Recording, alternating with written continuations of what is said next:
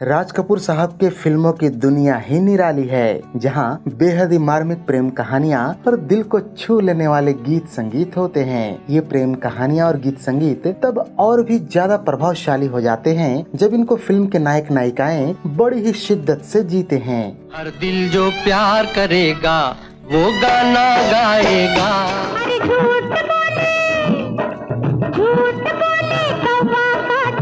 हमरे ने खिलाया फूल, फूल को ले गया राजकुंवर। राम तेरी गंगा में हो गई। यूं तो राज कपूर अपनी फिल्मों के हर किरदार को बेहद ही आकर्षक तरीके से पेश करते हैं, पर जब नायिकाओं की बात आती है तो उन्हें कुछ ऐसे पेश करते हैं मानो साक्षात सुंदरता की कोई देवी प्रकट हो गई हो। आज के इस बेहद ही खास एपिसोड में हम राज साहब की उन्हीं नायिकाओं के बारे में बातें करेंगे और जानेंगे कि राज कपूर ने अपनी फिल्मों के लिए उन्हें कैसे चुना था। तो फिर शुरू करते हैं राज साहब की पहली नायिका नरगिस जी से। दरअसल राज कपूर ने अपनी पहली फिल्म आग का निर्माण व निर्देशन महज 22 वर्ष की छोटी सी उम्र में ही शुरू कर दिया था। एक दिन इसी सिलसिले में वो सिराज अली हाकिम के फेमस स्टूडियो पर पहुंचे, जहां नरगिस की मां Jaddan by Romeo and Juliet नाम की फिल्म बना रही थी। उस फिल्म की नायिका नरगिस ही थी, जिसे देखकर राज कपूर ने अपनी सुध बुध खो दी और उसी वक्त ठान लिया कि वही उनकी पहली फिल्म आग की नायिका बनेंगी। अभी वो जद्दन बाई से इस बाबत बात करने ही वाले थे कि उस दिन की शूटिंग खत्म हो गई और नरगिस समेत जद्दन बाई अपने घर के लिए निकल गए। राज कपूर ने स्टूडियो से उनके घर का पता लिया और उसी शाम को वो मरीन ड्राइव स्थित उनके फ्लैट पर जा पहुंचे, जहां उन्होंने दरवाजे की घंटी बजाई और दरवाजा खुला तो उनका दिल धक से रह गया। सामने नरगिस खड़ी थी। उन्होंने सकुचाते हुए अपना परिचय पृथ्वीराज कपूर के बेटे के रूप में देते हुए पूछा कि आपकी माँ घर पर है? नरगिस का जवाब था, जी नहीं, इस वक्त कोई घर पर नहीं है। इतना कहकर नरगिस ने अपने बालों के लट जो कि चेहरे पर आ गिरे थे उनको संवारा। हाथ में बेसन लगा था, शायद वो किचन में कुछ काम कर रही थी। राज कपूर ने देखा कि नरगिस अपने लट संवारने के दौरान हाथों पर लगा बेसन भूल गयी और उसे अपने बालों पर लगा बैठी। राज कपूर सुंदरता की इस अप्रतिम छवि को जी भर से देख लेना चाहते थे। तभी नरगिस ने टोका कि आप अंदर आकर ड्राइंग रूम में बैठिए, अम्मी अभी आती होंगी, मुलाकात करके जाइएगा। उस दिन राज कपूर ने मर्यादा का ख्याल रखते हुए कहा कि जी नहीं, वो जब आ जाएंगी तो मैं पुनः आऊंगा। खैर वो दिन भी जल्द आया जब राज कपूर ने जद्दन बाई से मुलाकात की और नरगिस को फिल्म आग के लिए साइन कर लिया।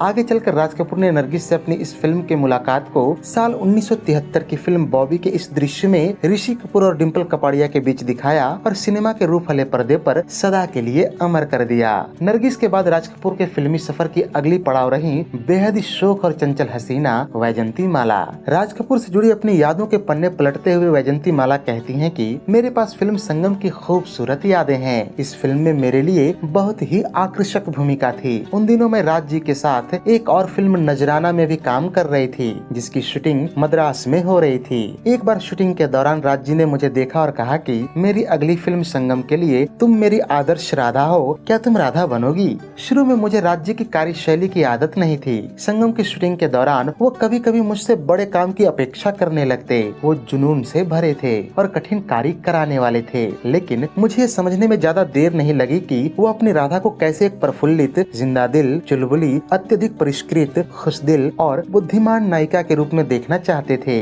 किसी हिंदी फिल्म में पहली बार यूरोप को बड़े सुंदर ढंग से दिखाया गया था। राज जी की सुंदरता के प्रति एक अलग ही नजर थी। वो दर्शकों की नब्ज जानते थे और जानते थे कि एक कलाकृति के रूप में उन्हें क्या देना है। इसके लिए उन्होंने बेहद कड़ा परिश्रम किया और अपने सिनेमेटोग्राफर के साथ गहन बातचीत की। इसके अलावा उनमें जो सबसे खास बात थी वह थी संगीत में उनकी विशेष पकड़। मैंने देखा कि वो अपने संगीत निर्देशक के पास एक विशेष मेलोडी पाने के लिए तब तक घंटों बैठे रहते जब तक कि वो संतुष्ट नहीं हो जाते। बात राज कपूर साहब की नायिकाओं की हो रही हो और फिल्म मेरा नाम जोकर का जिक्र न आए, ये कैसे हो सकता है? इस फिल्म में राज कपूर ने 3 नायिकाएं रखी थीं, पद्मिनी, सिमी ग्रेवाल और रशियन ब्यूटी कसिनिया यारबिनकीना। इनके बारे में स्वयं राज कपूर ने कहा था कि फिल्म मेरा नाम जोकर में पद्मिनी की भूमिका अति महत्वपूर्ण भूमिकाओं में से एक थी। वो एक परित्यक्त स्त्री थी जिसको जोकर गलियों से ले आता है और उसे तैयार करता है, साथ ही उसे एक स्टार भी बनाता है। जब वो सफलता की उच्चतम सीढ़ी पर पर आ जाती है वह जोकर का परित्याग कर देती है और वह निराश और अकेला रह जाता है। मेरा नाम जोकर की मीना एक परित्यक्त स्त्री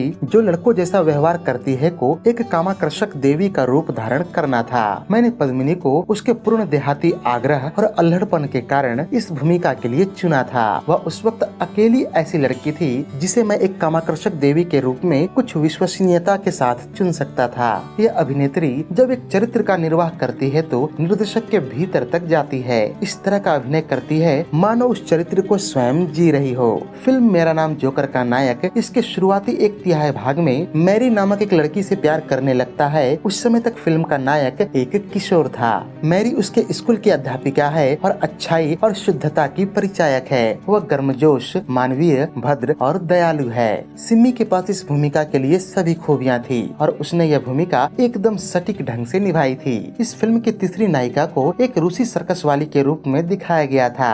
राज कपूर कहते हैं कि इस भूमिका के लिए मैंने मॉस्को सूचना एवं प्रसारण मंत्रालय द्वारा एकत्र की गयी सैकड़ों लड़कियों का साक्षात्कार लिया, लेकिन कुछ भी ठीक नहीं लगा। इसी दौरान एक रात जब मैं रूस के एक क्लब में बैले डांस देख रहा था, तभी मेरा ध्यान एक युवा लड़की की ओर गया। वह लड़की पीछे की पंक्ति में थी तथा मुख्य बैले नर्तकी में से भी नहीं थी, परंतु जिस क्षण मैंने उसे देखा मैं जान गया कि यही मेरी मैरीना है, जो कि मेरा नाम जोकर की नायिका हो सकती है। मैंने तुरंत संबंधित लोगों को अपने निर्णय से अवगत कराया और एक दिन कशिनिया हवाई जहाज से बम्बई आ गई और अपनी भूमिका निभाने के लिए मुझसे आर के स्टूडियो में मिली। मैंने एक हिंदी सिखाने वाले व्यक्ति को उसके लिए अनुबंधित किया क्योंकि फिल्म में उसको कुछ वाक्यांश हिंदी में भी बोलने थे।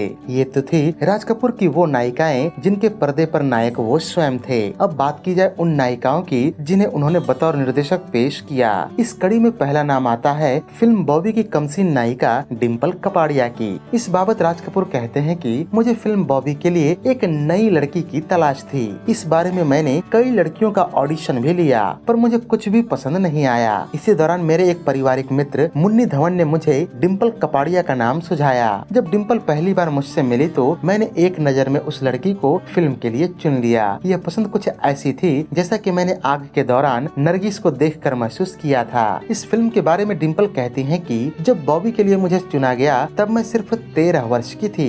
इस फिल्म के लिए मेरे पिता सशंकित हो उठे। उन्होंने सोचा कि कपाड़िया वंश फिल्मों में काम करने को लेकर कलह करेगा। हमने पहले ऋषिकेश मुखर्जी की फिल्म गुड्डी में मुख्य भूमिका के लिए प्रस्ताव अस्वीकार कर दिया था। इस फिल्म के बाबत राज साहब ने मेरे पिता से कहा कि मुझे स्क्रीन टेस्ट ले लेने दो, तब आप निर्णय कर लेना। मैं फिल्म में काम करने के लिए बहुत उत्सुक थी, इसलिए अंत में पापा मान गए। उस समय रणधीर कपूर फिल्म कल आज और कल बना रहे थे और मेरा स्क्रीन टेस्ट उसी फिल्म के बनाए हुए सेट पर हुआ। जब मैं सेट पर मेकअप के साथ आई तो मैंने हलचल मचा दी। यह मुझे राज साहब ने बाद में बताया था। उन्होंने कहा कि मैं पहले शॉट से स्वाभाविक और बेपरवाह थी। टेस्ट के बाद राज साहब ने साउंड रिकॉर्डिस्ट अलाउद्दीन खान से पूछा कि कैसी लगी। उसने कहा बिस्मिल्लाह करो। तब एक और निर्णायक क्षण आया जब राज साहब ने अपने कैमरामैन राधु कर्माकर से उनका निर्णय पूछा। राधु कर्माकर ने कहा कि यह लड़की तो स्टार मटेरियल बनेगी। खैर, अब बात की जाए राज कपूर साहब की अगली फिल्म सत्यम शिवम सुंदरम की नायिका के बारे में। दरअसल राज कपूर जब भी एक नई फिल्म बनाते थे तो उसकी नायिका के बारे में बड़े बड़े अनुमान लगने शुरू हो जाते थे। इस बाबत फिल्म की नायिका जीनत अमान कहती हैं कि इस फिल्म के लिए राज जी अभी एक लड़की के तलाश में ही थे और उन्होंने अपनी नायिका के बारे में जैसा सोचा था मैंने ठीक वैसे ही कपड़े पहने और उनकी कॉटेज पर पहुंच गई। जब मैंने दरवाजे पर दस्तक दी और उन्होंने पूछा कि कौन है तो मैंने जवाब दिया आपकी होने वाली नायिका। मैं समझती हूँ कि उनकी फिल्म में काम करने के प्रति मेरा समर्पण और निश्चय उनके दिल को छू गया। उन्होंने मेरा स्क्रीन टेस्ट लिया जो कि अपने आप में एक अनुभव भी था। इस स्क्रीन टेस्ट के बाद मुझे वह भूमिका मिल गई और मैंने स्वयं को संपूर्ण रूप से उनके हवाले कर दिया। फिल्म सत्यम शिवम सुंदरम में बाल कलाकार और फिल्म प्रेम रोग की नायिका रही पद्मिनी कोल्हापुरे कहती हैं कि मैं आज जो भी हूँ राज जी के ही कारण हूँ। जब मैंने फिल्म सत्यम शिवम सुंदरम की तो मुझे पहली बार एहसास हुआ कि मैं एक अभिनेत्री हूँ। मुझे अभिनय सिखाया गया। राज साहब ने मुझे करके दिखाया कि क्या करना है और सेट पर कैसे चीजों को देखना है, कैमरे के सामने रहने का मतलब क्या होता है। इसके अलावा जब मैंने ऋषि कपूर के साथ फिल्म प्रेम रोग साइन की उस समय केवल 15 वर्ष की थी। आर के बैनर में मुख्य नायिका बनना किसी भी नायिका के लिए स्वप्न सच होने के समान होता था। राज अंकल ने मुझे बुलाया और कहा कि आपको मनोरमा की भूमिका करनी है, परंतु मुझे आपका स्क्रीन टेस्ट लेना होगा क्योंकि फिल्म प्रेम रोग में में आपको एक युवा विधवा का चरित्र निभाना है। आप एक विधवा जैसे लगे, न कि एक बच्ची जैसी। उन्होंने मेरा स्क्रीन टेस्ट लिया और मुझे वह भूमिका मिल गई। बात करें फिल्म राम तेरी गंगा मैली की मुख्य नायिका कुंवारी गंगा की, तो इस भूमिका के लिए राज कपूर बहुत सी लड़कियों से मिले, पर कोई भी उस भूमिका के लिए उपयुक्त नजर नहीं आई। इसी दौरान मेरठ से आई यास्मीन नाम की एक लड़की उनसे मिली, जो कि आगे चलकर मंदाकिनी के नाम से प्रसिद्ध हुई। इस फिल्म में मंदाकिनी के चैन की कहानी सुनाते हुए उनके पिता सी जोसेफ कहते हैं कि मेरी पुत्री यास्मीन फिल्मों को जीवन यापन का माध्यम बनाना चाहती थी, तो हमने सोचा कि क्यों न एक कोशिश की जाए। मेरी पुत्री और मैं मेरठ से बम्बई आ गए और सीधे आरके स्टूडियो में राज कपूर को मिलने चले गए। यह एक बढ़िया मुलाकात रही और उस महान व्यक्ति ने कहा कि वो एक स्क्रीन टेस्ट लेना चाहते हैं। जब राज साहब ने टेस्ट ले लिया, तब हम मेरठ वापस चले गए। एक पखवाड़े उपरांत मेरठ स्थित हमारे घर पर राज साहब का संदेश हमें मिला कि हम तुरंत बम्बई चले आए। हम लोग बहुत उत्साहित थे और हम बम्बई के लिए निकल पड़े। राज साहब ने हमें स्क्रीन टेस्ट का परिणाम दिखाया और कहा कि वो एक और स्क्रीन टेस्ट लेना चाहेंगे। तब तक हमें निश्चित रूप से यह महसूस हो गया था कि राज साहब ने यास्मीन के हक में अपना मन बना लिया है। और कुछ ही दिनों में हर तरफ यह चर्चा शुरू हो गई कि राज साहब की अगली फिल्म राम तेरी गंगा मैली की नायिका मंदाकिनी होगी। तो ये थी राज साहब और उनके फिल्मों की नायिकाओं पर हमारी एक विशेष प्रस्तुति। उम्मीद है कि यह वीडियो आपको बेहद ही पसंद आई होगी। अगर वीडियो पसंद आई हो तो इसे लाइक और शेयर भी कर दें तथा ऐसे ही दिलचस्प वीडियोस की नोटिफिकेशन पाने के लिए चैनल को सब्सक्राइब करके बेल आइकॉन में ऑल का बटन दबा दें। धन्यवाद।